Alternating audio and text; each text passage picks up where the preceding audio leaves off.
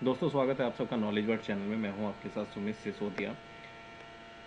I hope आप सब बहुत अच्छे होंगे। मैंने एक सीरीज़ शुरू की है जो कि इम्पोर्टेंट वॉर्स हैं हिस्ट्री की, उस पर ये सीरीज़ शुरू की है। और इंटरनेशनल एंड नेशनल जो भी पर्सपेक्टिव से हैं, मैं ये दोनों ही किस्म की वॉर जो है इसमें इंक्लूड करूँगा अपनी इस सीरीज़ में। और शुरू किया है मैंने इस सीरीज़ को खानवा वॉर से। खानवा वॉर, इसका एक रीज़न है और वो पर्सनल है। ये वो वॉर है जो मेरे किसी पुरखे ने लड़ी थी। एंड मुझे हमेशा से प्राउड है इस बात को लेकर कि मेरे किसी फॉरफादर ने खानवा वॉर लड़ी। खानवा वॉर में पर्सनली वहाँ पर रहे, फिजिकली वहाँ पर रहे। एंड लेटर उसके कुछ साल बाद वो वेस्टर्न यूपी की तरफ मूव कर गए। खैर, ये मेरा पर्सनल रीज़न था खानवा वॉर को सबसे पहले एक्सप्लेन करने का। लेकिन अपने आप में भी खानवा वॉर बहुत इम्पोर्टेंट है, क्योंकि ये वास्तव में वो वॉर थी जिसने 200 साल के लिए इंडियन डेस्टिनी जो थी वो निश्चित कर दी थी। भारत की जो किस्मत थी 200 सालों के लिए, भारत के लोगों की किस्मत 200 सालों के लिए, भारत के कल्चर की किस्मत 200 सालों के लिए, वो इसने निश्चित कर दी थी, इसने लिख दी थी। किसके बीच हुई, क्या कारण थे, कब हुई, इसको लेकर ये वीडियो है। इन्हीं सब टॉपिक्स पे वीडियो को इस वीडियो में डिस्कस करेंगे। तो शुरू करते हैं।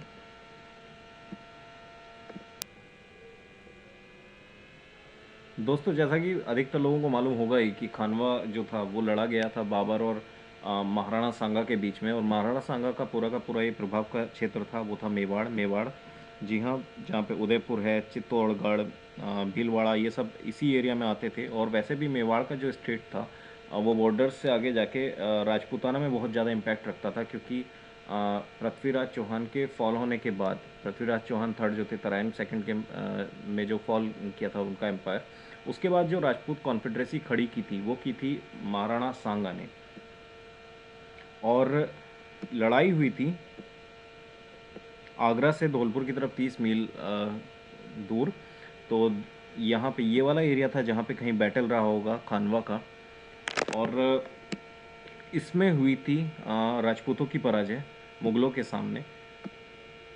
दोस्तों, ये हैं बाबर। बाबर की डिपिक्ट किया गया है इस पिक्चर में। और ये जो थे चगताई तुर्क जाति के थे और ग्रेट ग्रेट ग्रैंडसन थे तैमूर के। तैमूर जिसने पहले भारत पे आक्रमण किया था और बहुत लूटा था पूरे के पूरे भारत को। उनके ये ग्रेट ग्रेट ग्रैंडसन थे। पिता के मरने के बाद शैवानी खां से इनका बहुत ज़्यादा संघर्ष हुआ समरकंद और फरगना को लेकर। इन्होंने इसी बीच में काबुल पे अधिकार कर लिया। और जब इन्होंने तीसरी बार समरकंद को खोया तो इन्होंने अपनी जो डेस्टिनी है वो देखी इंडिया में। इंडिया की तरफ इन्होंने मूव किया। और इनके दो अभियान रहे, 1501 में और 1519 में, जिसमें कि इन्होंने कुछ पार्ट्स जो थे अभी जो पाकिस्तान का नॉर्थ वेस्टर्न प्रोविंस है वहाँ पर, और उसके बाद थोड़ा सा पंजाब का एरिया इन्होंने कब्जाया। लेकिन इनका ये मान किसी समय पे दिल्ली में, दिल्ली सल्तनत का जो था वो लोधी एम्पायर काबिज था दिल्ली सल्तनत पर। और उससे कुछ नाराज लोग जो थे वो जाकर बाबर से मिले। और जिनमें लोधी साहब के जो चाचा थे, सम्राट इब्राहिम लोधी के, उनके चाचा और पंजाब के गवर्नर थे, वो जाकर मिले। उनका ये मानना था कि अगर उन लोगों का जो सेंस था, और कुछ लोग, इवन बाबर जो है अपनी आत्मकथा में लिखता है कि महाराणा सांगा खुद जाकर वहाँ मिले और उनसे कहा कि अगर आप दिल्ली पर नॉर्थ की तरफ से अटैक करते हैं तो मैं साउथ से आगरा पे अटैक कर दूंगा, और इस तरीके से हम लोधी एम्पायर को हमेशा के लिए उखाड़ सकेंगे।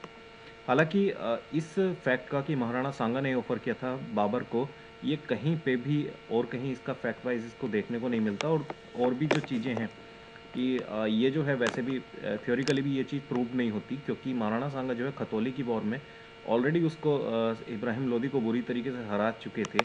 ऐसे में उनको दोबारा से एक कमज़ोर इब्राहिम लोदी या कमज़ोर अफगान शक्ति को ख़त्म करने के लिए किसी बाहरी आक्रांता की आवश्यकता होगी, ऐसा सोचना या ऐसा प्रूव कर पाना बहुत ज़्यादा मुश्किल है।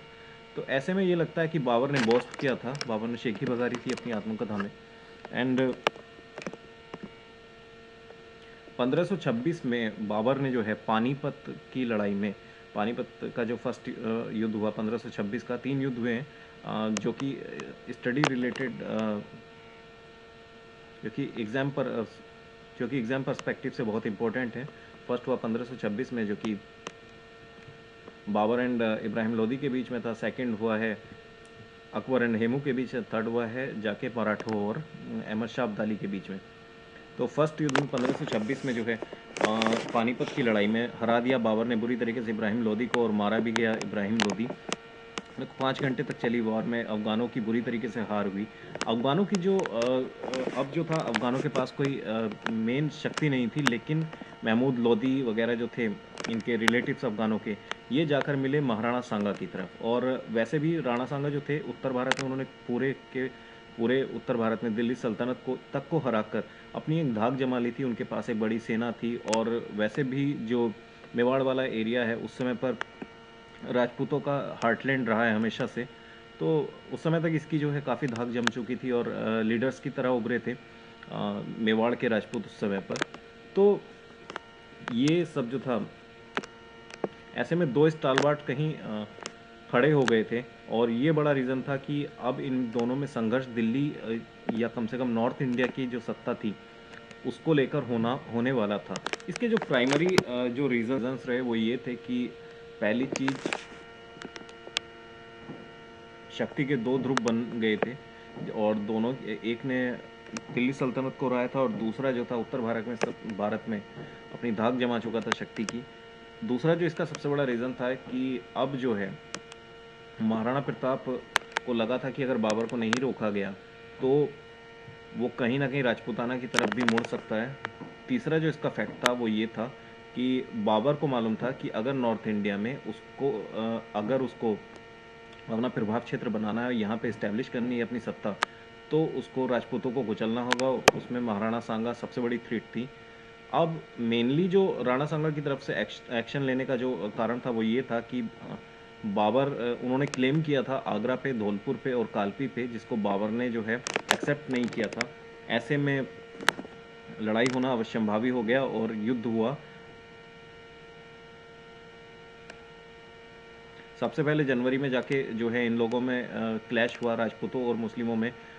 बयाना के जागीर को लेके बयाना में क्या हुआ कि जो मुग़ल सपोर्टेड वहाँ का शासक था उसको राणा सांगा ने हरा दिया। मुग़लों ने अपनी फ़ौज भेजी उसके सपोर्ट में, लेकिन वहाँ पे उनको हारना पड़ा महाराणा सांगा की फ़ौज से। एंड फाइनली 16 मार्च 1527 को बैटल ऑफ खानवा के रूप में इन दोनों स्टालवर्ट्स की जो थी ताकतें टकराईं। और इनके जो मेन लीडर्स थे इस लड़ाई में वो थे बाबर, मुग़लों के, एंड राजपूतों के महाराणा सांगा। राजपूत कॉन्फेडरेसी में जो थे वो थे मेदिनी राय, ये मालवा के शासक थे, बहुत ही ब्रिलियंट ये जो थे मिलिट्री जनरल थे। हसन खान मेवाती जो थे ये एक मुस्लिम राजपूत थे, और अभी का जो हरियाणा का एरिया है मेवात का, वहाँ पर ये जो थे शासन करते थे।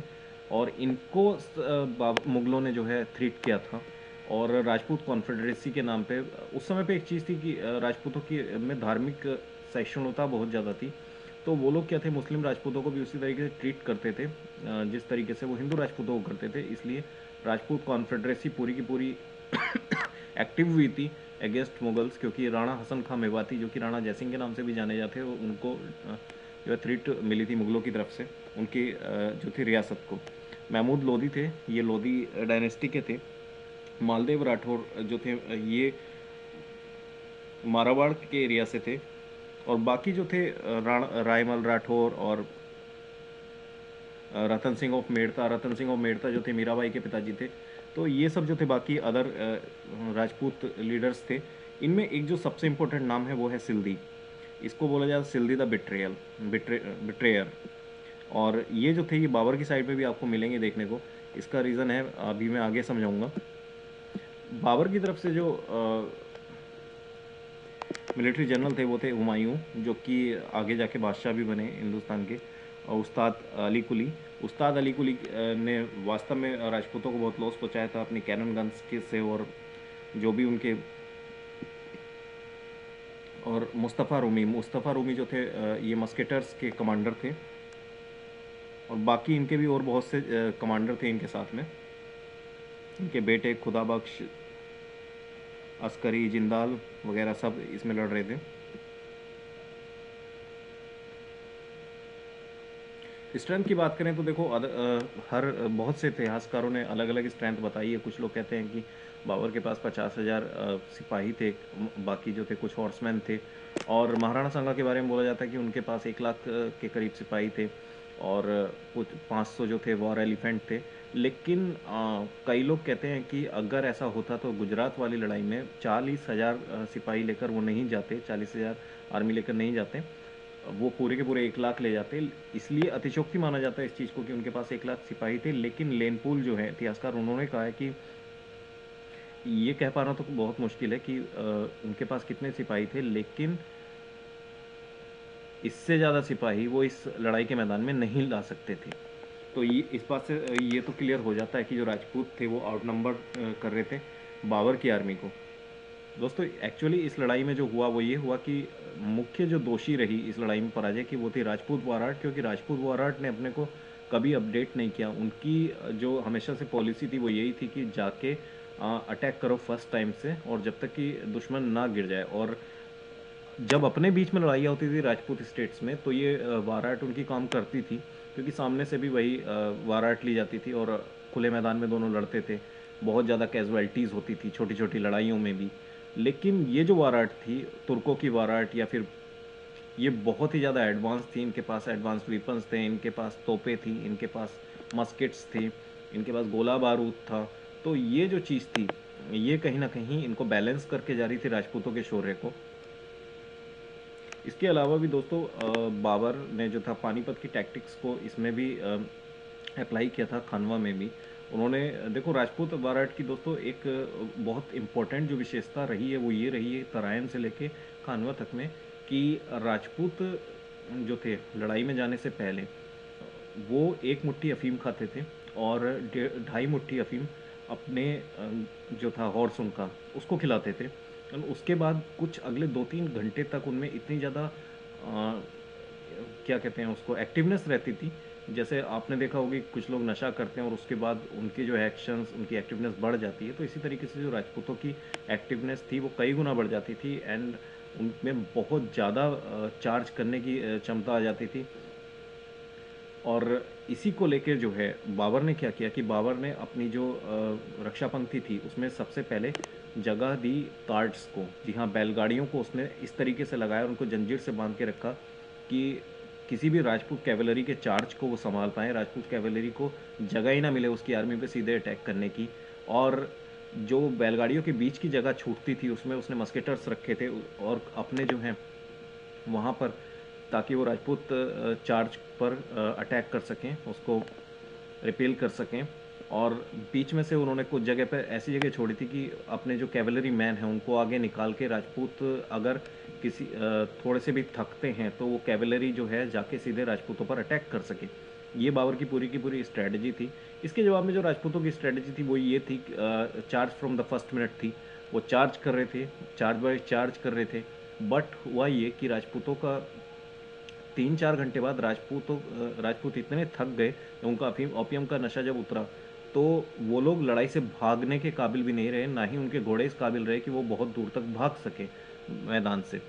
और ये कमोबेश हर जो था बैटल था राजपूत वर्सेस मुस्लिम्स का, उसमें ये वॉर स्ट्रेटजी रही है। ये वॉर आर्ट की खामी रही है राजपूतों की। खानवा में क्या था कि ये लड़ाई जो है 9 बजे के करीब शुरू हुई और 7 बजे तक शाम तक चलती रही। महाकत्लेआम हुआ। 3 बजे दोस्तों दोपहर के 3 बजे तक लड़ाई, जब 6 घंटे हो गए चलते चलते, तो राजपूत फिर भी अपर हैंड लिए हुए थे और ऐसा लग रहा था कि इस लड़ाई में राजपूत जीतने वाले हैं। लेकिन तभी मुस्लिम सेना के जो है पैर उखड़ गए, और बाबर ने उनको जो है जिहाद की दुहाई दी। बाबर ने एक बहुत ही ज़्यादा उत्साहवर्धक वहाँ पर भाषण दिया, और उसने टैक्सेस में कई छूट भी दी, कई तरीके की उसने जो थे रिलीफ्स दी आर्मी को, और फिर से उनमें जोश भरा और इसे जिहाद की तरफ मोड़ा। उसने रिलीजियस एस्पेक्ट से उसने अपने सिपाहियों को फिर से उत्साह में लबरेज कर राजपूत सेना पर आक्रमण करने के लिए उकसाया। और हुआ ये कि मुस्लिम फिर से राजपूतों पर आक्रमण करने लगे। अभी भी राजपूत अपर हैंड में थे, लेकिन सिल्दी जो था, जिसे मैंने जनरल्स का इंट्रोडक्शन देते वक्त बताया था कि ये बंदा बहुत इंपॉर्टेंट है इस लड़ाई के लिहाज से। तो जब वो जो था राइट विंग वो कमांड कर रहा था महाराणा प्रताप की, और सिल्दी जो थे रायसेन के राजा थे और इस्लाम को एक्सेप्ट कर चुके थे।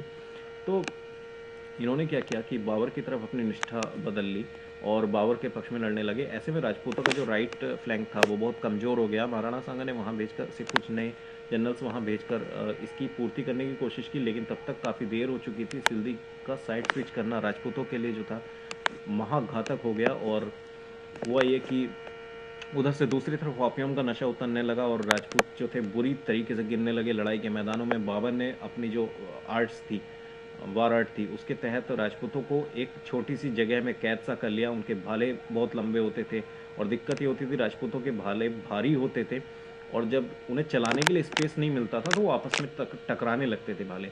ऐसे में राजपूत अटैक ही नहीं कर पा रहे थे और ऐसे में असंगठित भीड़ बन गए थे राजपूत। इस हाल में ये हुआ कि अब जो था तोपखाने की बारी थी और मस्केट्स की बारी थी। मस्केट्स और तोपखाने से हमला हुआ और राजपूत जो है निरीह होकर शहीद होने लगे। ऐसे में एक जो फायर था वो जाके लगा मस्केट का महाराणा सांगा को और वो घायल हो गए। उसके बाद उनको जो है एस्केप किया गया, उनको इवैक्यूएट किया गया लड़ाई से और चित्तौड़ पहुंचाया गया। जैसे ये खबर बाकी सैनिकों में लगी तो उनका उत्साह जो है ढीला पड़ने लगा और पूरे के पूरे जो राजपूत जो आर्मी थी उसमें भगदड़ सी मच गई। एंड उसके बाद जो कत्लेआम हुआ वो बहुत ही ज़्यादा विभीषक था राजपूतों का। हालांकि इसमें मुस्लिम्स की कैजुअलिटी भी बहुत हैवी हुई थी, क्योंकि शुरुआती चार्ज जो थे राजपूतों के वो संभालने नहीं समझते थे किसी भी सेना से जब वो करते थे। पर इसका जो परिणाम निकला कुल मिलाकर वो ये निकला कि बाबर ने उसके बाद पूरी की पूरी लड़ाई के बाद जो है हिंदुओं के या जो भी इनकी जो मेवाड़ की आर्मी थी उसके राजपूत कॉन्फेडरेसी के जो सिपाही थे उसके शेरों की जो है मीनार बनाई। एंड बहुत ही ज़्यादा आघातपूर्ण था ये राजपूतों के लिए और पूरे के पूरे देश की इसने 200 सालों के लिए किस्मत रखी इस लड़ाई। एंड फाइनली जो था राजपूतों का शौर्य वो सफल नहीं सका और राजपूत लड़ाई हार गए। दोस्तों इसके जो कॉन्सिक्वेंसेस थे वो जिस तरीके से थे कि इन्होंने जो है मुग़ल साम्राज्य की जो है मजबूती से नींव पड़ी इस लड़ाई ने। पानीपत के युद्ध ने जहां मुग़लों को बेस प्रदान किया था पूरे के पूरे इंडिया में, वो अब उनकी शक्ति की धाक से जम गई खानवा की लड़ाई में। खानवा की पराजय ने राजपूतों की जो यौद्धिक प्रतिष्ठा थी उसको कहीं ना कहीं चोट पहुंचाई। एस.आर. शर्मा के वर्ड्स हैं कि defeat of the Rajput at Khanwa ended the superiority the Rajput which they had established successfully in the last 10 years and which was an eyesore to the Muslims। यानी कि पिछले कुछ समय से, क्योंकि महाराणा कुंभा ने बहुत अच्छा किया था, उसके बाद राणा सांगा ने बहुत अच्छा किया था अपने एज अ मिलिट्री जनरल और बहुत ज़्यादा प्रतिष्ठित किया था राजपूत कॉन्फेडरेसी को, उन्होंने फिर से खड़ा किया था। लेकिन खानवा की लड़ाई ने फिर से सब कुछ बर्बाद कर दिया और ये A.L. श्रीवास्तव भी कहते हैं कि खानवा में राजपूत जो शक्ति थी वो पूरी तरीके से निस्तनाबूद हो गई, लेकिन फिर से कुछ समय बाद राजपूत फिर से खड़े हुए, उन्होंने अपने को खुद फिर से बहुत शक्तिशाली बना लिया।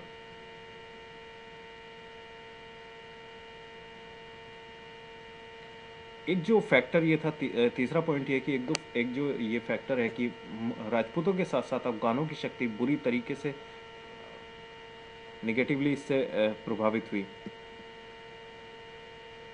चौथा पॉइंट है कि अब जो है मेवाड़ बहुत शक्तिशाली नहीं रह गया और ना ही मेवाड़ शक्ति का केंद्र रह गया। इसकी जगह पे मारवाड़ और जयपुर इन दो स्टेट्स ने जगह ली, क्योंकि ये दोनों स्टेट्स ही वैसे हुआ करते थे राजपूतों के मेवाड़ के।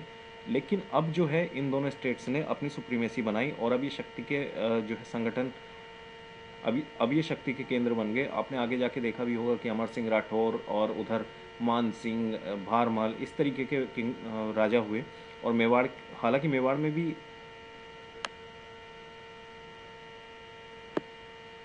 जो सत्ता के बहुत ज़्यादा करीब रहे। दोस्तों जनवरी 1528 में घायल महाराणा सांगा की जो है वो हत्या कर दी गई जहर देकर मेवाड़ में ही कुछ षड्यंत्रकारियों के द्वारा। और इस तरीके से खानवा का जो युद्ध था, इसने 200 सालों के लिए लगभग मुग़ल साम्राज्य को स्पेस दिया इंडिया इस्टेब्लिश होने का। तो दोस्तों ये थी पूरी की पूरी खानवा बैटल पर वीडियो। अगर आपको अच्छी लगी हो तो इसे लाइक एंड शेयर कीजिएगा एंड चैनल को सब्सक्राइब करना ना भूलिएगा। दोस्तों जल्दी ही मैं दूसरी वॉर सीरीज की कोई दूसरी वीडियो लाऊंगा एंड तब तक बने रहिए नॉलेज वर्ड के साथ एंड पढ़ते रहिए, आगे बढ़ते रहिए।